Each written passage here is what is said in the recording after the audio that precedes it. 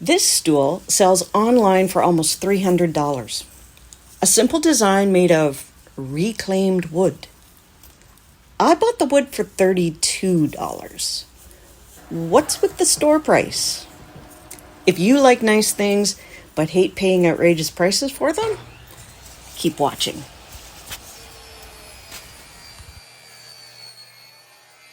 There's a soundbite on TikTok. Maybe you've heard it. It goes something like this. The problem isn't that you're poor. The problem is you suck at being poor. If you want nice stuff, you need to learn how to build nice stuff. Or something like that. And that brings me to this project. I'm learning to build nice stuff.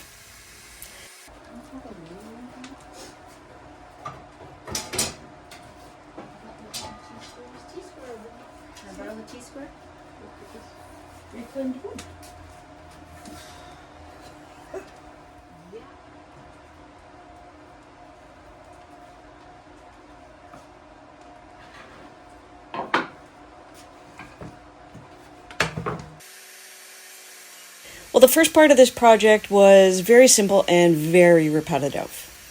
There are 7 pieces of wood for a double-layered seat. There's 4 legs, of course, and 6 slats for a little shelf thingy at the bottom of the stool, and then 2 rails to hold those slats together. So, for quite a while, I would measure the board, cut the board, joint the board, glue the board, and do it again. The store website gave all the dimensions of the stool, so designing it was pretty simple.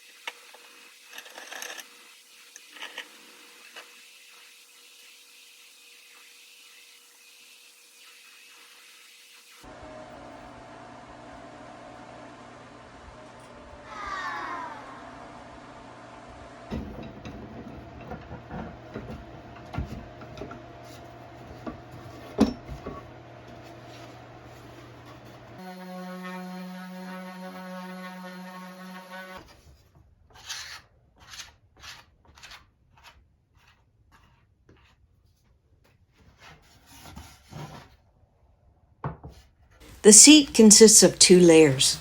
The top layer has 3 wider boards, and the second layer has 5 skinnier boards. I don't know why, but I'm assuming it's something structural, and since we don't want my sister-in-law's butt to break this thing, we'll make it in 2 layers. Oh, I forgot. I'm giving this to my sister-in-law. Don't tell her.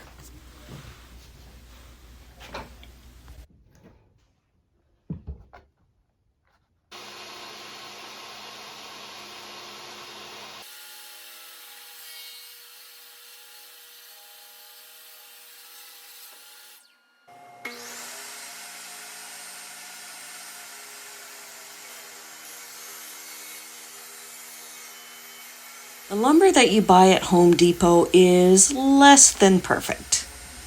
One side of the seat had a board that was cupped terribly. And the seat is too wide to fit into the planer, so this was the best solution I could think of.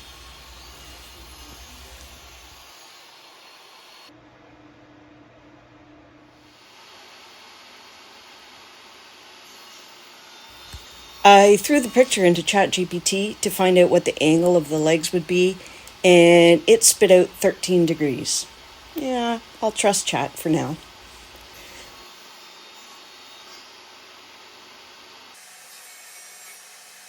The legs are joined to the seat by mortise and tenons. Now, cutting tenons is easy enough. Cutting the bottom of the legs to a 13-degree angle is also easy enough to do. And so far, the project is going really well. So far.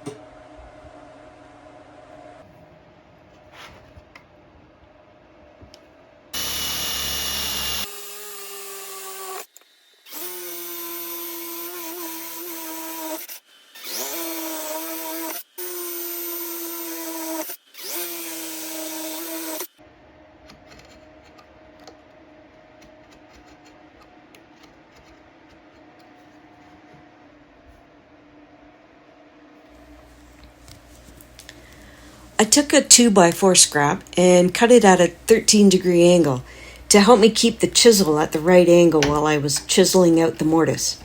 And it helped a lot.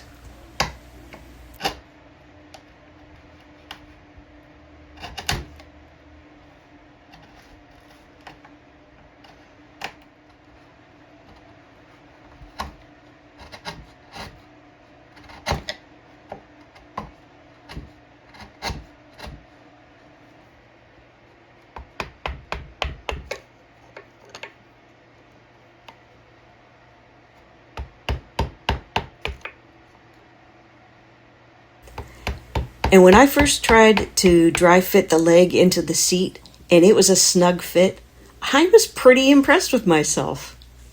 But pride goes before a fall. I soon realized that I guess it's the shoulder of the tenon also needed to be at a 13-degree angle. So I had a little bit of cleaning up to do. Not a big deal, just a little more satisfying chiseling.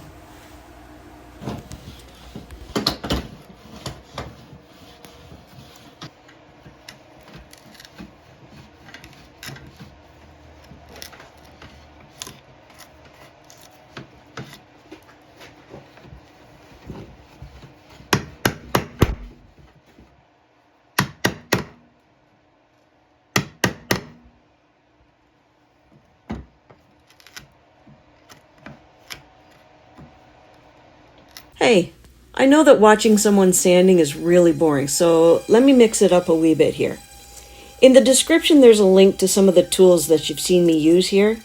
And if you use that link to go through my Amazon storefront and then purchase anything, I might get a little bit of commission from it. And if you'd like to sponsor this channel and my shenanigans, there's also a link to buy me a virtual coffee. I think I set it at $2 or something. And it's just a small way that you could show your support to my growing woodworking channel. And of course, if you haven't already, I would really appreciate it if you would subscribe to my channel. I'm really trying to get to 500 subscribers by the summer. I know, it's not much. So if you could subscribe, that will get me on my way. Thank you so much. Now, back to the interesting part. This is the little shelf thing that is under the seat. Until the legs are assembled, I'm not really sure how long it needs to be, so I intentionally made it a bit longer than necessary. That way, once I know better, I can cut it down to the actual size.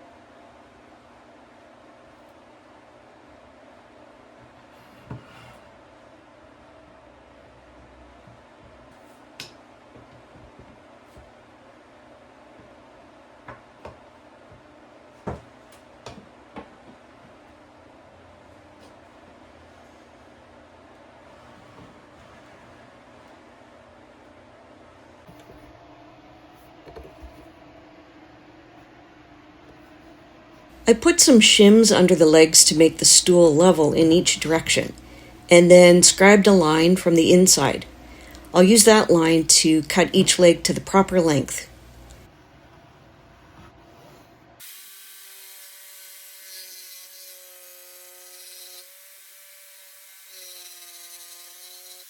And just like that, it worked! Yay!